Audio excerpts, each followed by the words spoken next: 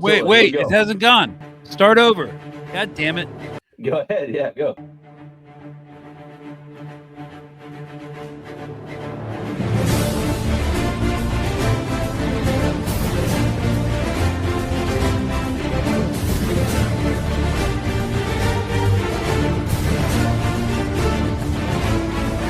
Okay, stop it. Okay, thanks. We just lost all revenue from that for copyright infringement. So I hope you're happy. Wait, I want to see you on the Titanic. Hello and welcome to Colonial Outcasts, the anti-imperialist performative activist podcast that Piers Morgan would hate if he knew about it, which he doesn't because he blocked me. Today, we're going to be talking about performative activism at its worst. The Global Sumud Flotilla, sailing to deliver humanitarian aid to the suffering people of Gaza. And according to Zionists, it's all about our egos and getting clout. Yes, if you're watching this video format of the podcast, I am on the U.S. military veteran boat attached to the flotilla. So if you hear some wind, some banging, some waves on the audio platform, that's what that is. So we're actually doing a test episode because I'm supposed to go on like George Galloway's show and what the Majority Report and maybe MSNBC this weekend. So we need to see like how it sounds. And you know what? If it's even possible to record podcasts on this boat. And also, but the real reason is because we missed you all so much over the hiatus getting ready for this flotilla. So, hi, Mark. Hi, Mark. Hey, Greg. How you doing? Captain Stoker. Not at all. I don't know the first thing about this. I'm a landlubber. So, I guess we're going to talk about the Freedom Flotilla and most specifically Israeli military action against it and what we can expect.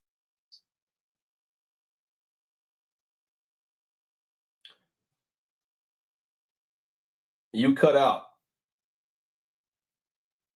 I can't hear you. Oh, okay. Well, that was my own fault. Can you hear me now? I hear you now. Okay, that was my own fault. I turned off the mic because I have to hold it. But anyways, we're just going to keep rolling with the punches. So again, kind of going to be looking at potential like Israeli military action against this flotilla and what that might look like during the 4 phases of our operation. So we just set sail from Barcelona yesterday evening. We had a hell of a night. The swells were stupid. It was a mess. I face planted into the deck. Some people were throwing up over the rails. Nobody slept. So that was cool, but now, now things have calmed down a little bit. I'm going to increase the magnification of the screen and we can look at the waves.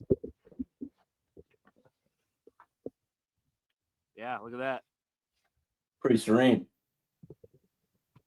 Yeah, well, that's a far cry from how it was. So I just kind of wanted to ask, how did the whole thing seem to you as an observer? The video footage? Yeah. I mean, it was amazing to see how many people, cracked the champagne bottle off for you guys. I think Barcelona is a great place to launch from, given the actions that Spain has taken. So it was very encouraging, and then I think that visual, that visceral image of this armada is encouraging other people from other countries to join. And who knows, it might grow to a number larger than you guys expected. Well, they don't want that to happen, and we'll get into that in a minute. But yes, I mean, picking friendly ports like Spain, Tunisia, certain governorates within, say, countries like the Italian Peninsula are actually really important because there is 4 phases of this whole operation that people should know about. You've got the bureaucratic process, which is like dealing with ports, licenses, and stuff like that, flags, which can be pulled. And so this entire time, like Israel was waging like bureaucratic warfare to shut this thing down in its infancy before we even launched. And now we're in phase 2, the sailing part, which, will come with like more bureaucratic warfare, but also like psychological operations to discourage, us from actually trying to do this thing and deliver aid to Gaza.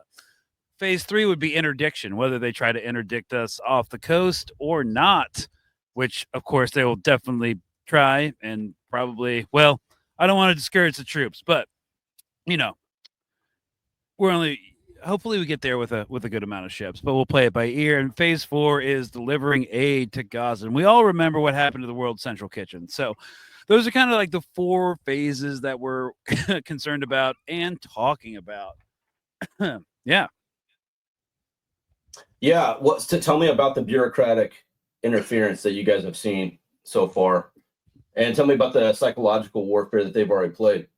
Okay, well, first of all, look, I'm not really plugged into the whole bureaucracy side of things, and also like Yeah. I'm not a sailor, so I don't know how like port authority licenses work or how flags work, but you can't sail without a flag. So yeah, that was part of the whole aspect, and also like pulling insurance because you can't leave port without like insurance, stuff like that. So it's like really menial bureaucratic stuff that they tried to like compel port authorities to do so we couldn't leave. And that's what happened in Turkey with the Freedom Flotilla Coalition last year. It was this kind of bureaucratic warfare BS. So at least So they've been doing that in Spain. They did that in Spain. Yeah, but it didn't work because we got off.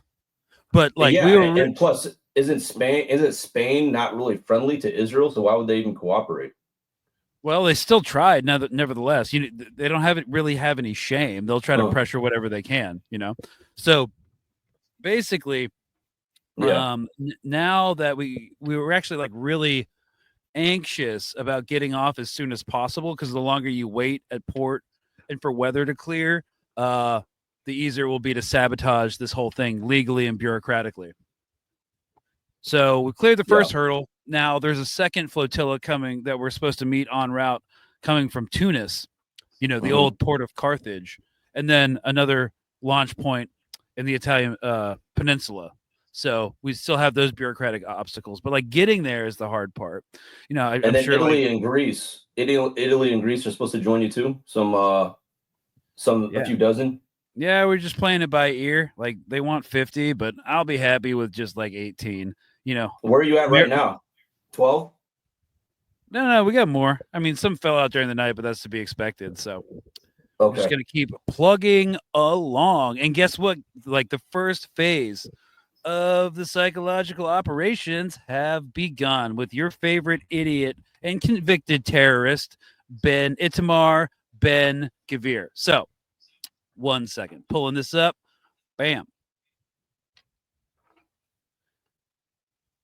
All right. So, right before we launched, Ben Gvir pushes for, quote, terrorist level detention of Gaza-bound flotilla activists. National Security Minister Itamar Ben Gvir is pushing to lock humanitarian activists, including Greta Thunberg, in harsh terrorist-level prisons for sailing on weapons-free boats to deliver humanitarian aid. And my comment was, one of the reasons we wanted the veteran boat in the first place, this would mean kidnapping U.S. veterans on a humanitarian mission enshrined in international law and placing them in a terrorist dungeon.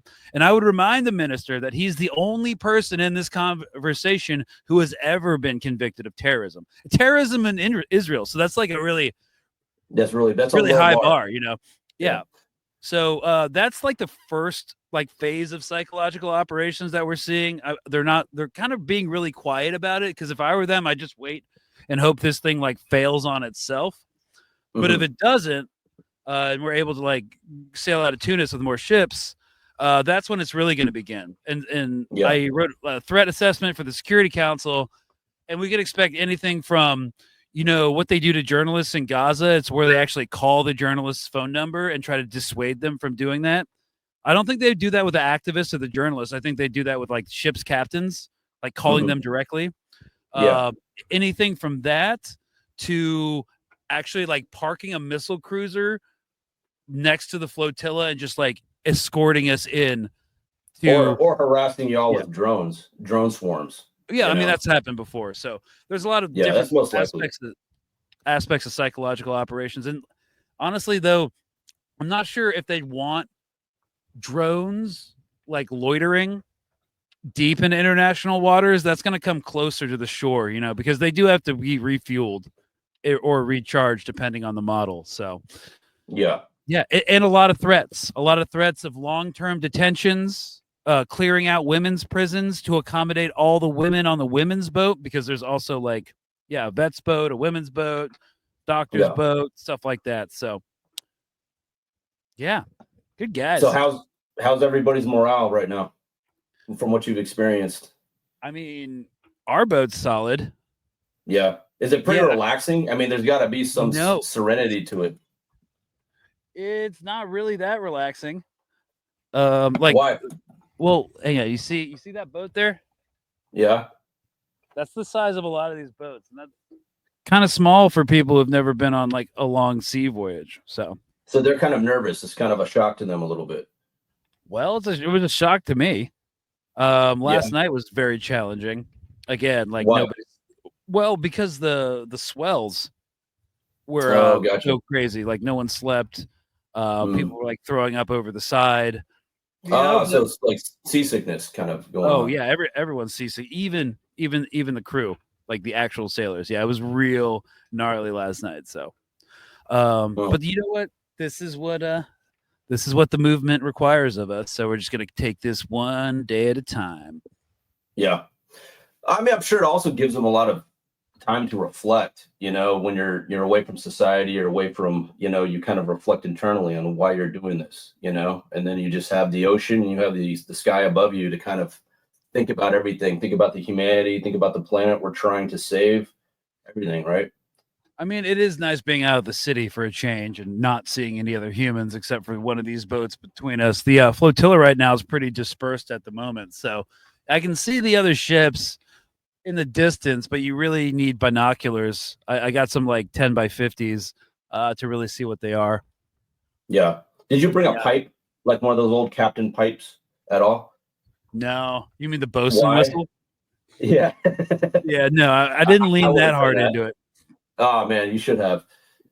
Got to squeeze every bit of it, bro. Okay. So tell me about the crew you're with. You're leading the veterans boats. What type of battle buddies do we got over there?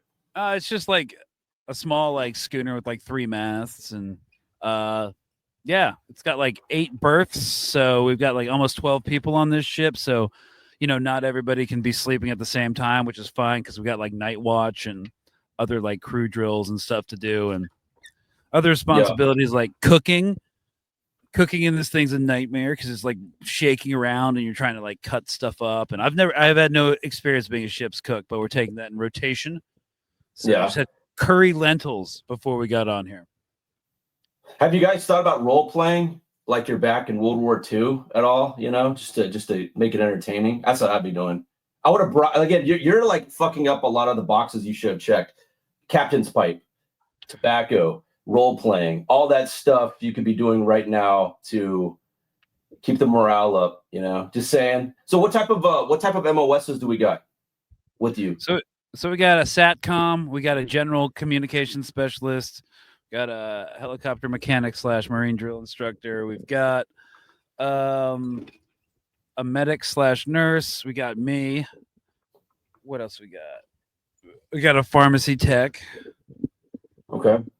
I'm thinking I'm missing some other ones. Yeah. So just like a complete like mixed bag. Every branch of service is represented. So yeah, man. But I'm not gonna friggin' role play right now until I get my sea legs because it sucks being seasick. Well, you don't have a pipe. You can't even role play. Don't even have a pipe. Yeah. Well, but I mean, did you bring a fishing pole? God damn it, a fishing pole. No, we have a fishing pole. We have a fishing pole. Cool. I was about to say, if you don't have a fishing pole, goddamn, you were not prepared. I don't know if we have like a fillet kit though, or anything to descale the fish with, but we'll find out. So, yeah, we're heading along, and I don't know. I'm doing interviews. We're going on to some pretty big stuff. The vet boat, like Majority Report on Thursday, maybe MSNBC later on. I'm in. Yeah, but I guess the entire purpose that we wanted to really push for this is because the grotesque militarization of our society is such that we have a lot of cultural and social capital as veterans within this. So we add an extra layer of security to the fleet in terms of making like the action of killing us all politically non-viable, and we also want to have a slightly different messaging from the rest of the media team and talk directly to Americans and demonstrate that, whatever violence happens overseas is immediately implemented back home. So if you're like accepting the premise that, militant fascism is on the rise in America, maybe you should start caring about Palestine too, since it's not individual or separate issues. Like there is no more. It's 2025. If you still believe in something like a single issue voter, you don't know what's going on in the world unless that single issue is, finance capitalism. And the same reason you can't pay rent is the same reason why everybody in Gaza must die so they can turn it into the new Dubai. Because Donald Trump, if he's still alive, if you've gone down that Reddit hole, he's a real estate developer. Kamala Harris, if she were elected, guess what? She wasn't. What was the first speaking event she had after her failed presidential election bid? The Australian Real Estate Conference. Steve Witkoff, the special envoy to the Middle East, is a real estate developer. What's the biggest lobbying entity in America? Is it AIPAC, Mark? No, it's the real estate lobby. Yeah. So and that goes, and which is, by the way, is connected directly to Gaza, because who do you think is going to benefit the most? Which industry is going to benefit the most besides the energy industry and the military industry? It's going to be the real estate industry, because like they've been very blatant about this whole thing. Like, I just want us to reflect for a moment as you're on that boat. In the past 2 years, you and I have delved into just about every cultural, political, strategic aspect of this genocide. And what's interesting to me is all of us have. We've argued with Zionism, about Zionists, about how it's conflated with Judaism. We've talked about the historic, like 1948, what the Palestinians have gone for 70 years, all the different treaties have been broken. But all of that, when you really think about it, is down to just one thing. Real estate companies want that land, and there's people living on that land. That's it. There's like, all the other issues were merely just a kind of like a buffer zone of getting to that conclusion. And they're sitting tight up in their ivory tower, watching us debate with Zionists, watching us cry out to our leaders, trying to explain to them what's happening, even though they know what's happening. All of that bullshit. It comes down to real estate. And that's the irony about all this. There's no conviction behind it. There's no ethos behind these corporations. It's just profits over people. Yeah, so profits over people, and they mobilize these ideologies in order to do that. So you have terrorism in the Middle East. That's why we have to intervene there. And then you've got the immigration crisis in America. They're not taking your jobs. You're getting replaced by AI, by techno-feudal oligarchs like Peter Thiel, Yes. Yeah, it's absolutely. all these constructed narratives, and it all stems from the same people, the same 0.1% of the world's population that has monopolized all the wealth and gets to determine what type of violence is acceptable and what type of violence is not, which type of people is worthy of life and which type of people needs to die or be voluntarily emigrated. Surplus humanity, as Dr. William I. Robinson said. This is all about surplus humanity. Expand on that. Surplus humanity is when capitalism has decided that a certain group is expendable, meaning there's no point of profit from them. So the Palestinians have been determined by the capitalist elites that they're surplus humanity, so they're trying to annihilate them. And what's interesting about this concept about surplus humanity is that all of us assume that we will not be that. All of us assume that we will not fall into that category, but we all are. All of us are surplus humanity as soon as they're done with us, as soon as they're done using us, as soon as we're not profitable, as soon as we're not strategic or viable. What's happening to the Palestinians is eventually going to come to us, because we're not special. We just think we are. We're good tools, but we're not special. And when people try to disconnect themselves from what's happening to the Palestinians, and they insult people like you and the people who are on that armada as being just, bleeding heart lefties, they don't understand that the fight that you guys are doing right now is a fight for humanity. It's a fight for them, because they don't understand that it's going to reach their shores and it's going to be in their backyards. Yeah. 1 second. Hey, we kind of got a weakening internet connection. Is anyone streaming anything on their phones, looking at Instagram, anything like that? I see people with phones out. Yeah, I see you. Hey, shake them down. Shake them down. Yeah, you shake them down. Be the captain. Yeah. It's No mutiny. Mutiny aboard. Oh, look, all the service bars are back up. Thanks, guys. Really appreciate it. Only a little bit longer. Maybe, I brought books to read, but I don't think I can. So, at least until I get rid of this seasickness. But yeah, I mean that's the entire point, right? Of like the messaging coming out of this boat. It's whatever our government is willing to do to Palestinians, they're willing to do to you. Baseline. They just can't, or they just don't have a reason to yet. Yeah. Because we're useful right now. Right now, we're a little useful for them. We keep their economy going so they can keep swallowing up businesses and raking in the profits. But as soon as we become a liability, which we will, it's happening for us. And I want to go back to like an interview you did a long time ago with the guy who wrote the book, The Palestine Laboratory. Oh, Anthony Lowenstein. Shout out. We encourage everybody to read that book, because that is a little insight, just a little insight into what is being experimented on the Palestinians in Gaza. And it's not just technology. It's not just weapons. It's also human behavior. They're sharpening their mapping of what they will do in a larger scale. I don't know, like maybe Alabama, maybe Illinois. Like it's all a model. I'm thinking about like climate displacement. When people's houses get destroyed and they're changing weather events along coastal areas, or lands that already have a scarcity to water. No one's going to buy those houses, and they're no longer insured. So these people are going to be homeless. So, the militarization of the police, which stems from our imperial wars overseas, it always has, and it always will.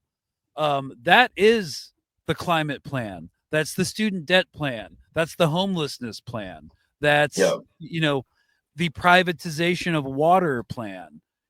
Like there is no plan to make your life any better. The only plan that's being put in place is to make sure there's nothing you can do about being absolutely exploited and sacrificed upon the altar of capitalism. Yeah, absolutely. And, so the question is, what do they do? What do they do when people wake up to that reality and people start unifying? They try to divide us again. They try to present an alternative to the fascism that is very blatant that we're seeing. They're gonna provide a false messiah, and they're gonna throw them at us, and it's gonna divide us, because some of us might be like, well, I think he actually stands a chance to save us, whether it be Gavin Newsom or somebody else, or maybe the Democrats are gonna fight for us.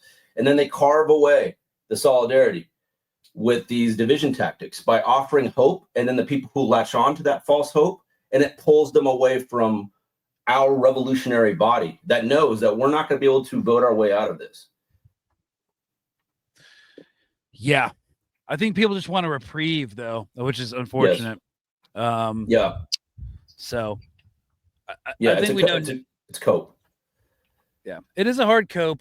So I would just kind of want to transition onto like some of the hate I've been getting. Apparently this whole endeavor is just performative activism. How would you respond to that? I mean, if it's performative, then what else is performative then? But think about everything else that's performative. Like if you guys are carrying actual aid. We are. Actual aid on boats to Gaza. with the goal of reaching the shores, and it gets intercepted by the Israelis. Whose fault is that? It's the Israelis, not y'all's. Right. Let's say the Israelis don't intercept you. Well, then you'll land on the shores. You'll load out the supplies. You'll document what's happening. And so then this is showing the world. And then leave to a friendly port with the intention of getting more aid and establishing a humanitarian corridor inside of Gaza, into Gaza rather. So I guess, yeah, one of the main talking points is this is performative activism because we'll just get intercepted or interdicted by the Israeli Navy. And which is an insane framing. You know, you shouldn't deliver aid because you cut out, turn it back on. Still off. No, I think we're good. I think we're okay. Well, I think we just transitioned to a different mic. Sorry, guys. This is why we're doing this practice episode before I get on to another thing. What the fuck happened to the goddamn mic? No, it's good. I hear you. Okay. Yeah, I hear you. Yeah, right, so we'll you'll reach. So the Israelis are intercepting not terrorists, not people delivering weapons, not people delivering any type of supplies to, designed for combat. It's baby formula. It's medicine. It's anesthesia. It's Band-Aids. So this shows the world that our tax money is being used to stop delivery of baby formula to a people who's in like the highest level of famine, IPC phase 5. Yeah, essentially. So that's exactly what's happening. So if it's performative, then who's the one performing? It's the IDF. It's the Israelis who are intercepting humanitarian aid. We're showing the world that look what is being done with your tax money. Look what your leaders are approving of. And that further unites the world against this. So if it's performative, then it's a very powerful one because the world needs to know that we cannot, even if we take matters into our own hands and launch an armada with money coming out of our pockets, not by governments, it will still be intercepted and attacked. Yeah, I mean, that's a good point. Like, even with all the fundraising we did, like, everyone's still losing off this. So, I mean, that's activism in general. Like, you lose your own money by being a political activist. Yeah. So, tell me about the team you're with. The veterans you're with. What kind of people are they? What's their motivations? What are their hopes coming up as a result of this? What are they personally hoping? Why did they join? Okay, well, first of all, did my audio change at all? Yes, it did. It went on your native speaker on your laptop. Okay, so it got worse? Okay, stand by. Yeah, it's more ambient noise. What happened to your Samsung? It fucking crapped out. I don't know if it got like salt water in it from last night or something, but all right, MacBook Air. Okay. Well, this is my actual computer mic, so I guess we'll just go with that. How's that? That's good. That's fine. Okay, so everyone here for their different reasons. I'm here because I have a soul, and I can't sit idly by a brunch while an entire people is annihilated. And selfishly, because I know it's coming from me next. Yeah, and I just wanted is a perfect opportunity to demonstrate to people by being in a highly controversial environment. Piers Morgan has a perverse, like crazy obsession with Greta Thunberg, right? For doing this. It's kind of like the 3 foundations of social change. Agitation, you're like, why are you doing this? It's completely performative. And, you get people riled up and invested in an issue, whether they're against it or for it, but it at least gives you an opportunity to try to educate some people. And once they get educated, hopefully you can organize them. And let's go back to the selfish reason, because I like to talk about that a lot, actually. Including myself, I have a selfish reason why I'm involved. And it's because I'm not trying to live in a fucking fascist police state. Yeah. I don't want my son growing up in a world where other families are getting slaughtered by his tax money, and where his government is in approval of it, and everybody around him is helpless to do anything about it. Like, we have a lot of selfish reasons why we're doing this, because we don't want to live in that world. And if we have to roll up our sleeves and try to push the needle the opposite direction as much as possible, we're going to do that. And we're hoping that we'll bring others with us, you know? So class consciousness is ultimately the goal here. We're trying to raise awareness of every citizen across the planet that, look, you're fucked. You are fucked. There's nothing that you can do. There's nobody that you can crawl on top of that will save you. We're all fucked. So as soon as you realize that, then maybe you'll join hands with the same people on the same level as you around the world, so that we're not fucked. It's really that simple. We don't want to be fucked. And the thing is, you're not rich. Nobody on this planet is rich if the police can kick your door down and take you to jail. The people who do not have the police kick their door down, those are the truly wealthy ones. I don't care if you have $1 million, $20 million. If the authorities can kick your door down and take you to a concentration camp, you are not wealthy. And that's all of us, including the small business owners, including your mid-level executives. Yeah, including the professional managerial class. You know, they're not going to be feudal overlords. Yeah. And if they don't toe the line, if you know, they have any dissent, they're going the same place as everybody else. Yeah. So to answer everybody's questions, yes, there's a lot of selfish reasons why we're doing this. You know, and I would encourage you to be selfish too and start thinking about your future. Yeah, you know, because all this shit coming for you. Be selfish in the right way. Yeah.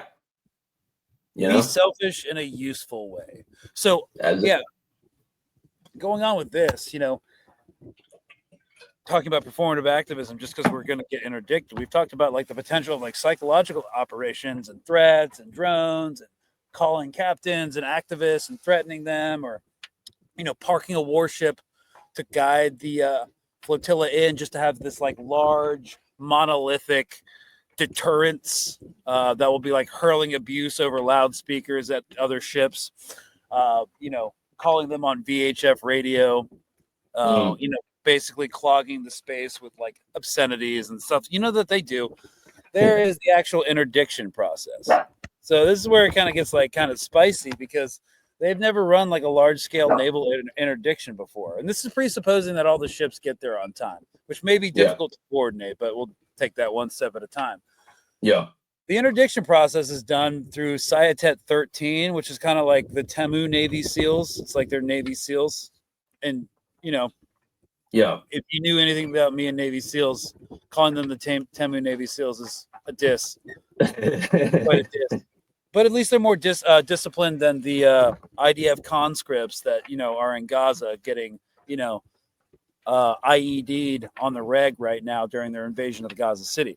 So, yeah, they basically like come on board, take control of the vessel, and have you steer it into port. So it might be like interdictions run on multiple vessels. They drop a fire team and a helmsman, and they take it in like Ashdod or Haifa or wherever, you know. Maybe they let some people through. I'm okay. If that happens, there is a plan. I'm not going to talk about it here, but like one of the big concerns is like, if you run the blockade, you're not going to get a drone strike on the open ocean. You're going to wait till like you land on the pier, because there's only one pier left in Gaza that you can really deliver aid to.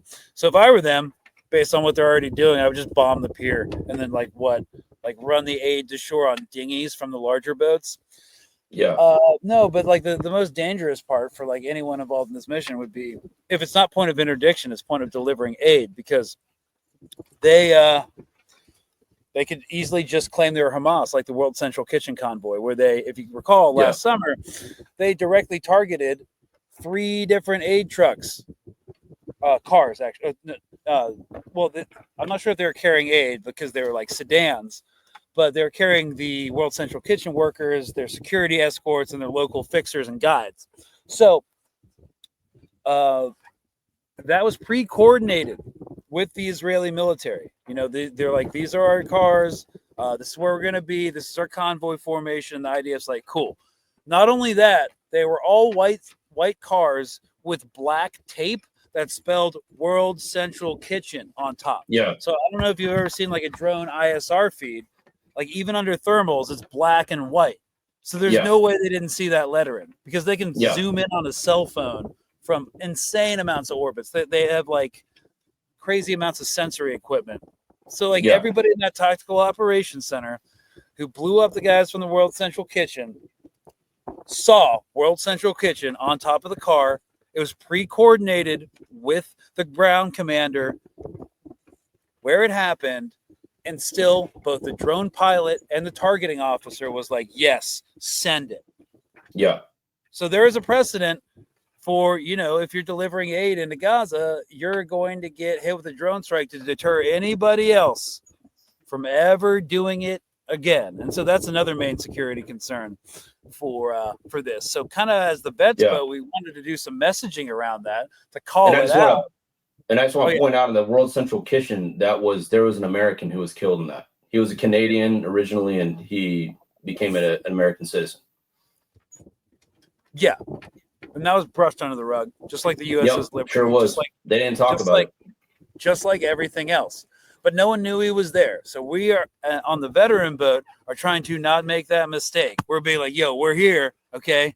We're a part of this. We're doing something under the Cruise Act to deliver aid and establish a humanitarian corridor, which is protected and enshrined under international law. We could have another discussion about whether international law exists at all, but it is.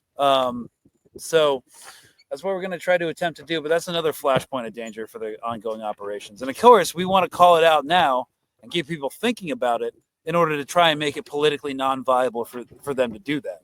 So this is actually like crafting this narrative is actually a security concern for the entire flotilla as well. Yeah. So going back to the sheer numbers, let's say that the flotilla reaches numbers up to like say 50 or more. What would be the most likely option that the Israeli Navy will take? Will they disperse out multiple patrol boats and board them individually? Will they try to create a line of, larger ships, as a blockade? Or what are the options? Or are they going to, swarm with drones and try to harass the shit out of y'all to deter you guys? Again, they'll try they'll try bureaucratic warfare. That hasn't worked yet. Then they'll just try to wait for this thing to fail on its own. We're day one. Still hasn't done that yet, but we got like another 13 to go or whatever, depending on weather and other technical things. And then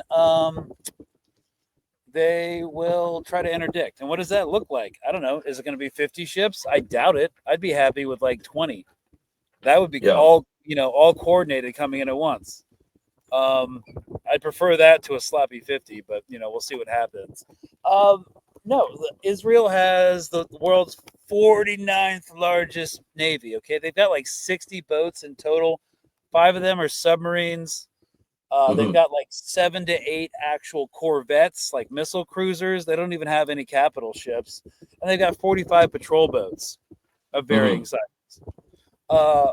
And some of them, like there's an entire patrol detachment based out of Eilat. So they're in the Red Sea, and they're not even able to like be called up for assets with any sort of naval interdiction in the Med. So got that. They've also got patrols along Cyprus. They've got patrols along Lebanon and Syria. So we don't know how many like naval assets they have to work with. Moreover, what is the composition and complement that they're willing to dedicate from their, Syatet 13 Naval Special Operations Interdiction Force? There's not a lot of them. Some of them aren't even in Israel. They're in like Syria. They're in Gaza Strip. So, some of them are like on stand down and training rotation. So it's kind of like, will they even have enough of these guys for these interdictions? Will we be having to deal with regular ass like conscript naval security forces doing some of these interdictions? We don't know. So this is completely unprecedented, both for the Freedom Flotilla Coalition, which technically this isn't a part of, but there are members from the Freedom Flotilla Coalition involved in this and the steering committee. But what the other possible, the other possible tactic they might use, I believe there was flotilla a while ago, maybe last year, where they used another country's government to intercept. That was I forgot what nation that was that intercepted them. Was Are you it? talking about the Turkey thing? Was it the Turkey thing? They were Sure. not. I'm not sure what you're referring to. I'll look it up. But there was another flotilla that was intercepted by another country, and they were not allowed to dock again. It was just another nation that intercepted. So the question is, will they have other countries try to intervene? I mean, en route. I mean, who would that be? It'd be Egypt, probably. Yeah. So, where does the Italian government stand? Oh, you mean Georgia? Maloney. The neo-fascists. Is that a possibility? They might try to send the Italian Navy. No, what? No, they wouldn't. No, I don't think so. Oh, okay. You don't think so? Okay. I don't see how that would happen, especially if they're getting clearance from an Italian port. Yeah. They would shut it down bureaucratically before they even had to do a naval interdiction. So. Yeah. Okay. I'm just weighing all the options of what could happen. So. Well, I mean, that's the thing. Israel's a rogue actor, so like, how exactly are you going to figure that out? It's going to be like more about watching what their Hezbollah does and using it to predict what they intend to do or manufacture consent to do against this flotilla. So if you hear a lot of like, these are terrorists, they're carrying arms, I mean, you can expect more violent action. If you hear Ben Gvir say, and then the government say, we're not just going to send them through our deportation process, they're going to do prison time. We're not going to kill them, but they're going to do prison time so that everybody else, is deterred from doing it. Then we'll get a better sense of what, where their policy might take them.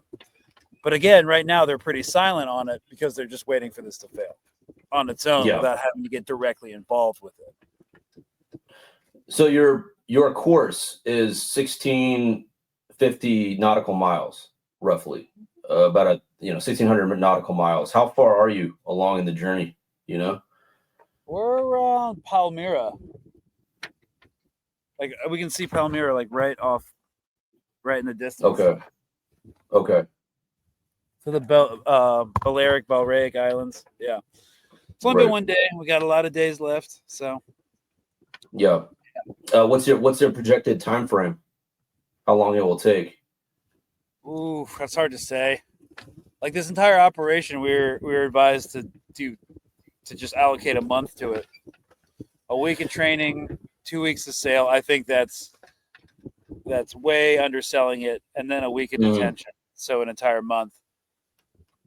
Yeah. The as far as the supplies, like if you OPSEC, aside from it being humanitarian aid. No, that's what I mean. So humanitarian aid, let's talk about that. Supplies, baby formula. Yeah, medicine. I mean, we have baby formula, we have medicine, we've got a lot of rice. Yeah, a lot of rice. And I'm just making it clear to everybody who's not familiar with the blockade on Gaza. Israel is blockading baby formula because, that's a vital ingredient of bombs that Hamas can use. You can convert baby formula into C4. So you gotta block it. That's sarcasm. They might actually try to sell that to people. I want to see that. I want them to say that. They'd fucking try it. Yeah. So 1600 nautical miles. We're hoping that everybody on the ship will get acclimated to the ocean. You have, I guess, also have some. Do you guys have a lot of moments of fellowship where you just hang around and reflect, or is everybody kind of in their own? No, everyone's like just trying to sleep. Yeah. Off their seasickness. But that has happened. But no, Barcelona was pretty exhausting too. Getting everything prepared, it's a lot of hurry up and wait, try to figure out what's going on. Just like any other large scale operation. So that's where we're at. I'm exhausted though. I got a lot of interviews tomorrow, so boy. Yeah, man. So we're just gonna take this one day at a time. Yeah. Well, you got a lot of prayers sent your way. Are you surprised at the media attention on this flotilla? There was worry that it wouldn't get as much media attention. You know, that was a concern. I haven't been paying attention to it. Has it got media attention? I don't even know. Yeah, it has. I believe you have views up to 50,000 and likes up to 50,000 on these videos. So it's getting more attention, in my opinion, than I saw in previous flotillas.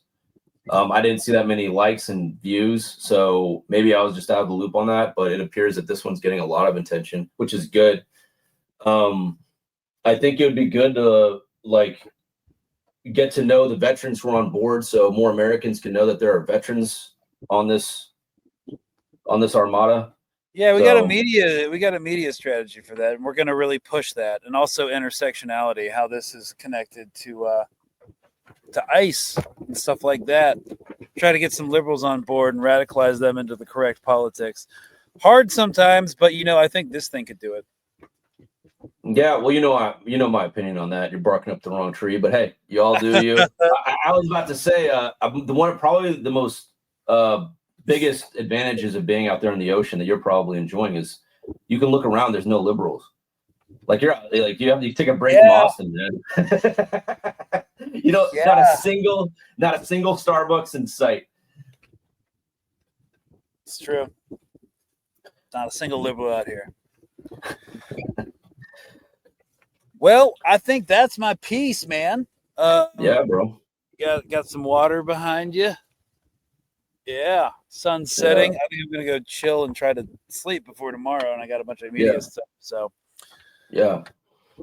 All right. Well, live stream works. We tested out the Starlink. Got to say hi to the Colonial Outcasts, and I think we're gonna call it successful test run.